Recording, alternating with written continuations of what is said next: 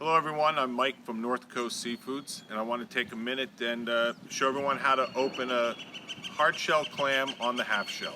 We hear a lot about eating oysters on the half shell, but this clam right out of Cape Cod is dynamite, raw on the half shell.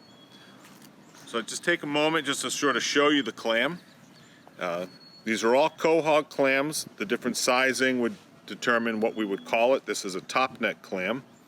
And inside the clam there's a muscle here and a muscle here that open and close the clam. That's what we need to cut so we can open the clam properly.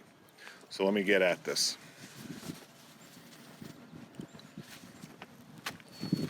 So my knife went in. I'm just going to bring it around.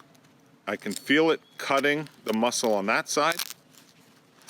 I'm going to take it, now that we're open, switch it around to this side.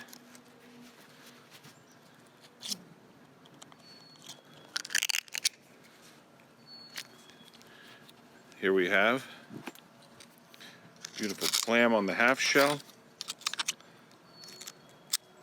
I'm going to cut it free on both sides. And just like eating an oyster, we want to prime our mouth with some of that brine.